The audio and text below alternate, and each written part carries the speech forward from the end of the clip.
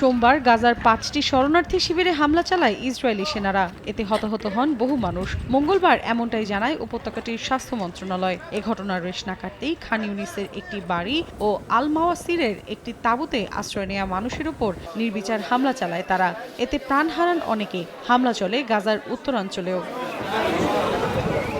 গাজায় চলমান যুদ্ধে প্রায় 5 লাখ মানুষ খাদ্য সংকটে ভয়াবহ বিপর্যয়ের মুখে রয়েছেন। প্রতিদিনই খারাপ হচ্ছে সেখানকার পরিস্থিতি। বিশেষ করে শিশুরা ভুগছে চরম অপুষ্টিতে। পণ্য সরবরাহের ঘাটতিতে মানবেতর জীবনযাপন করছেন রাফা শহরের বাসিন্দারাও। এক পোস্টে এমনটাই জানায় রেড ক্রস। গাজায় আরও দুর্ভোগ ও প্রাণহানি রোধে অবিলম্বে জরুরি পদক্ষেপের প্রয়োজন বলেও জানানো হয়। এখানেই শেষ নয়, অবরুদ্ধ উপত্যকাটিতে বেড়েই চলছে মানবিক কর্মীদের ঝুঁকি। যুদ্ধবিধ্বস্তদের সাহায্য করতে গিয়ে প্রতিনিয়ত প্রাণ হাতে নিয়ে কাজ করছেন তারা। এ অবস্থায় ইসরায়েলকে সতর্ক করেছে জাতিসংঘ।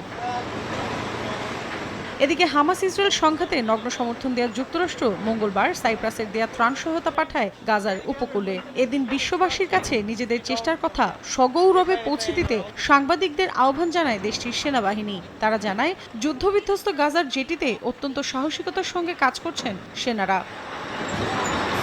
নগদের কাছে সব গ্রাহকই প্রিয়, তাই তো সারা দেশে ক্যাশ আউট চার্জ সবচেয়ে কম। অন্যদিকে নেতানিয়াহুকে দুর্বল করতে অবিলম্বে যুদ্ধবিরতির আহ্বান জানিয়েছেন জাতিসংঘে নিযুক্ত ফিলিস্তিনের রাষ্ট্রদূত রিয়াদ মনসুর। তিনি আরও বলেন, ইসরায়েলি প্রধানমন্ত্রীকে দমানোর একমাত্র উপায় হলো তাৎক্ষণিক যুদ্ধবিরতি। এজন্য আন্তর্জাতিক সম্প্রদায়গুলোকে এগিয়ে আসার আহ্বান জানান তিনি। ফিলিস্তিনের স্বাধীনতাকামী সংগঠন জানায়, ইসরায়েলকে যারা বয়কট করবে তাদেরকে সমর্থন দেবে হামাস। -- মৌসুমী সাথী, সময় সংবাদ।